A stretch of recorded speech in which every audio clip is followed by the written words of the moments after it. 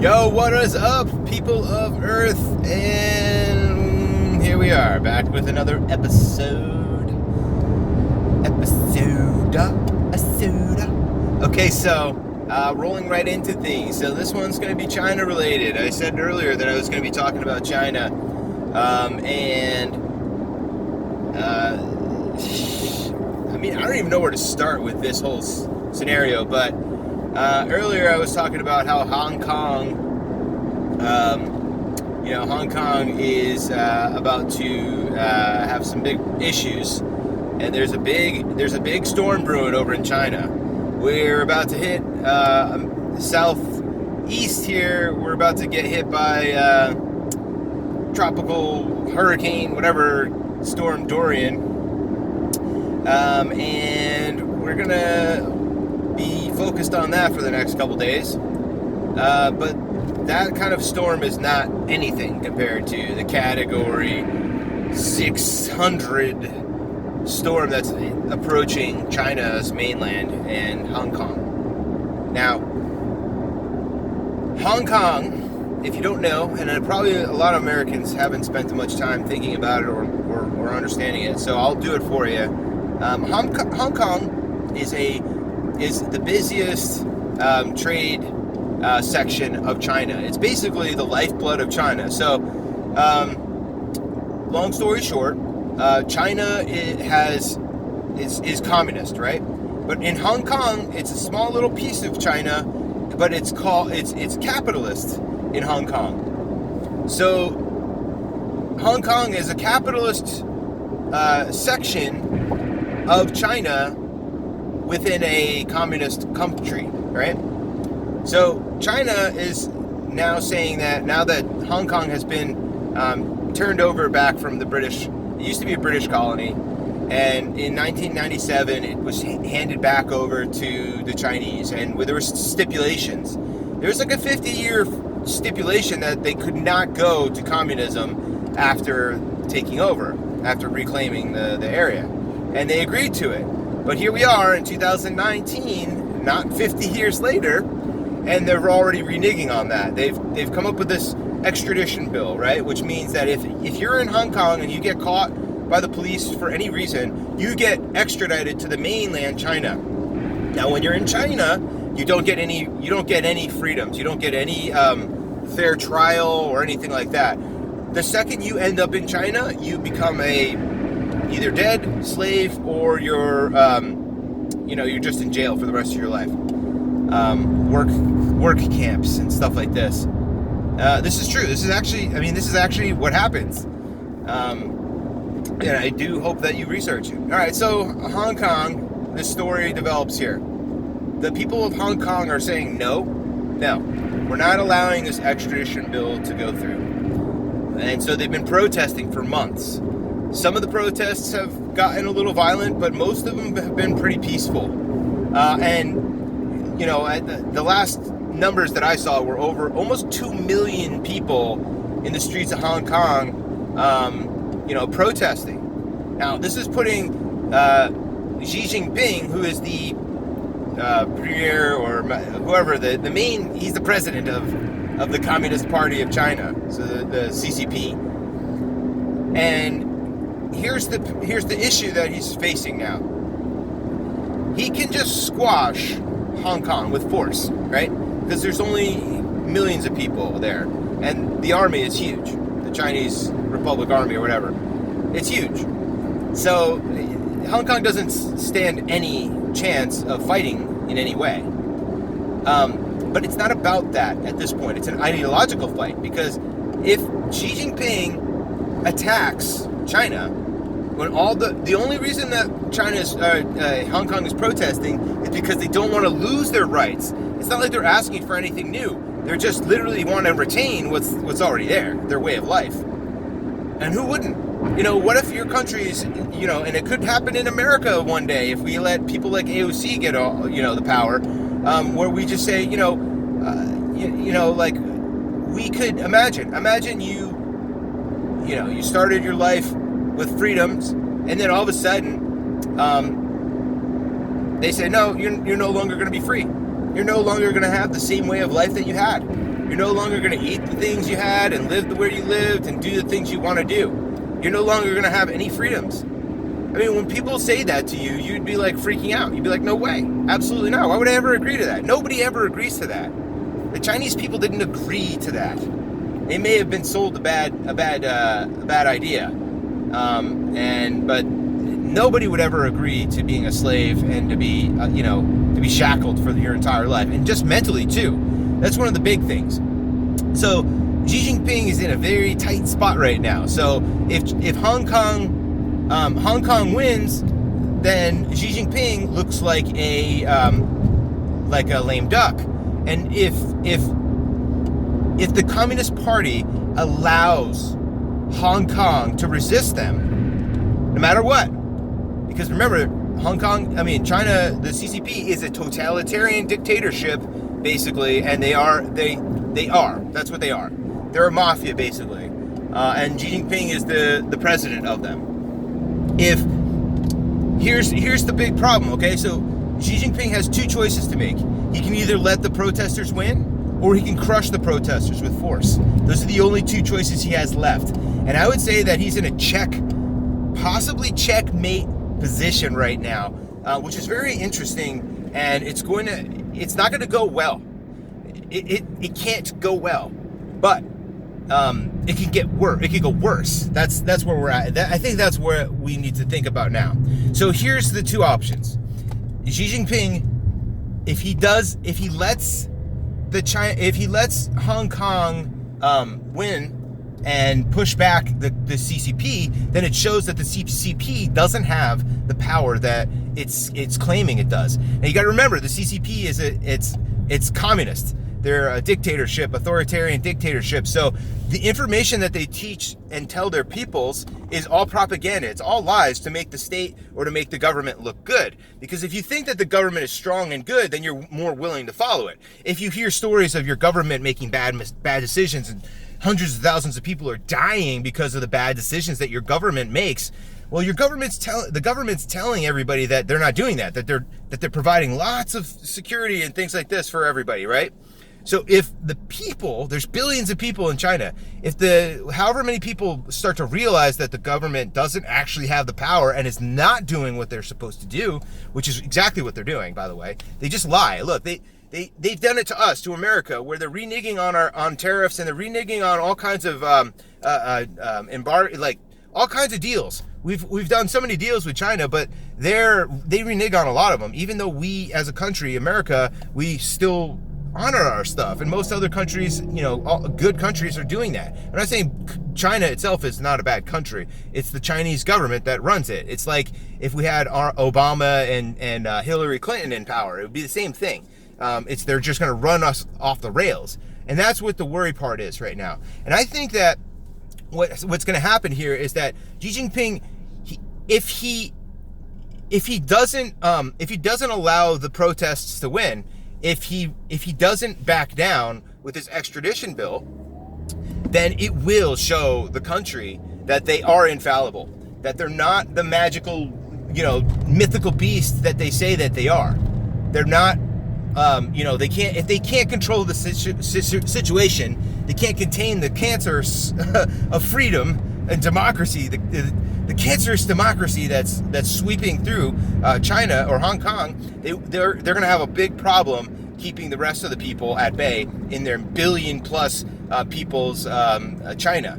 So China's huge. It's bigger than America, and it's got a lot more people. Okay, so if the ruling party fails in such a massive way on TV, televised, then it's going to show the people of China, mainland China, and everything that, you know what, our government isn't that good, and we're going to start demanding them tell us, first of all, what the fuck's really going on. We're going to try and get rid of that super firewall that's blocking our internet so we can't learn about the world and what's happening to us. And then we're going to start getting our lives back on track, with a better party, with a party that can actually, do the right thing for the right people. And I think that there's already factions ready to go. There are. I mean, just like Guaido in Venezuela, he's ready to go. He's ready to take over Maduro's post at the moment's notice. He's trying to. I mean, you know, these other entities, they're all there. They're already pretty much in place. They just have to have the go-ahead to go and do it. So that's where we're at right now. But so look, if Hong Kong, now if Xi Jinping does the opposite and says, listen, we need to keep power, we need to maintain the sense of authority, and we're going to have to crush Hong Kong. They're already trying to covertly crush them. They're already doing like really bad things to the protesters, and you know, they're not being fair about everything. And the protesters don't want anything other than to keep their rights. Again, it's not contentious or whatever. Whatever, you know what I mean. So if Xi Jinping goes in there and strikes with force, which they've already mobilized their part of the army down to that area, if they do this will be slicing their own throat. It will be cutting their own head off. It's that cut and dry, I feel, because all the countries that are in support of democracy, like us, America, USA, we will definitely destroy China with sanctions, with all kinds of tariffs, with all kinds of everything. We will destroy. Donald Trump's already ready to do it. He's saying we will destroy your economy if we need to. If you guys do this, if you come to Hong Kong with force and you savagely murder and destroy and kill these people, these innocent people who just want to live freely, if you do that, we're going to destroy your economy. That's literally what's going to happen to you. So, and here's the thing: Xi Jinping needs to create like millions. He needs to make sure that people, like, he's creating jobs. He needs to create an economy that's good. Like, he needs to have that economy be up on the ups, because if it's not, then he himself will be ripped from his power and he will be put in front of a firing squad. That's exactly what will happen to him. He will be killed for it. That's the thing about communism. It's not like a job. It's not like a corporate job. You know, if you failure often means you were put to death. That's it. So anybody that's in support of communism, by the way, is not right in the brain. There's something wrong. There's something wrong with a person who says that I don't want to be free. I don't want to have free thoughts. I don't want to do my own things. And I want somebody else to be completely in charge of me and in control of me. There's something wrong with that line of thinking, because that's exactly what communism affords. It's the only thing that communism and socialism and all those things afford. They're the same thing. And it's not even on the same scale as capitalism. Capitalism allows a country to have a democracy, Democratic Party and a Republican Party. A communist environment would not allow for any parties. It's just a communist commonwealth, basically. The communists are all you get to deal with. You know, there's no bipartisanship or anything like that. There's no back and forth. It's literally what the Communist Party tells you is what they mandate. That's exactly it. That's what we're looking at here, guys. And if China takes down Hong Kong with force and nobody does anything, like if we don't strike pretty hard on them, if that doesn't happen to them, then they will definitely secure a high likelihood that they will be able to even have more control over the world, because they'll be able to a lot of smaller countries that are communist, like for instance Venezuela. They're helping Venezuela right now. They've been giving Maduro arms, money, and all this stuff, and all kinds of support, and even I'd say probably even hardware. It gets to that. Yeah, I'm assuming that's where they're at. Anyway, that's besides the point. The point is that there's these smaller countries that are going communism, like for instance Africa, all of their countries, all the little countries there are basically little nationalist communists kind of sections. All of those little, and they're all fighting for power, and they're all brutal, and they're all ready to attack. and they don't want white people anywhere near their countries. But Chinese isn't white, I guess yellow. I don't know. But either way, the Chinese are going in there and they're basically injecting cash all throughout African countries, and they're going to start radicalizing these countries. But mark my words, soon you're going to see like Obama had ISIS as his proxy army to do all the bad stuff that he wanted to get away with. Well, Trump got rid of that, right?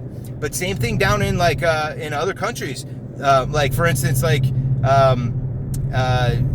places in Africa. There's countries in Africa that are going to be their ISIS for China.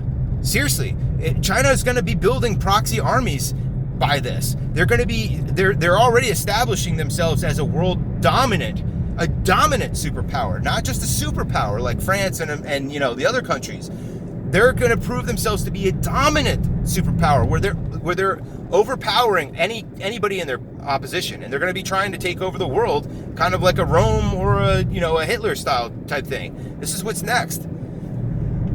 So the Chinese Communist Party has to be stopped, and it's going to be stopped by Hong Kong. If Hong Kong wins the extradition bill, if their protests survive the chopping block, the CCP will crumble within probably less than 2 years. I give it a possible, I give it less than 10 years. Either way, I'd say at this point, the CCP has less than 10 years to survive. And I think that if they use force, they're going to be destroyed quickly within 2 years. That's where I think we're at. And I can be proven wrong. I mean, time can only tell. But like I said, there's a big storm coming for China right now, and I wouldn't want to be necessarily involved in it in any way, unfortunately. But that's just kind of, that's what China has to go through right now. It's like 2008, we had to go through our recession in America, which I'm sure everywhere around the world felt this recession, but not like in America. So, it's China's turn. They're getting ready to be hit hard. And, my thoughts and hopes, my good hopes and wishes for China moving forward, are the Chinese people, because the Chinese people are, they're unfortunately along for the ride, and I hope that the freedom fighters and whatnot, and the people that are for democracy and whatnot, I hope that we can just quash it before there's any blood's like a lot of war and all this stuff, because there's definitely going to be conflict. When you look at China's the Chinese Communist Party, they're like a dragon, okay? And the dragon right now, with Hong Kong alone, has its wings clipped off. He is stationary. He's backed up against the corner. Now, if you want to attack, that'll be the end of the scenario. If Ji Jinping attacks, he will be cutting his own head off. And by the time the body is dead, that's when, however long it takes for the body to die, which I think will be less than 2 years, or a year, or maybe even less. I don't even know at this point, because this is some dramatic shit. And I try to make some jokes in here and there, but think about what's really happening. All the economies around the world are their economies are intermingled to some point with China's economy. So a lot of lesser countries or lower GDP countries are going to be probably hurt pretty bad by this, and this might cause a worldwide recession. That's scary. That is very scary, because imagine when we're starting to fight over food and shit, and like regular stuff, like in Venezuela.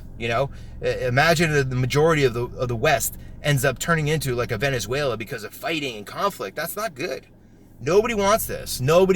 So, but the Chinese Communist Party is willing to do a lot of bad things to remain there, to keep their power.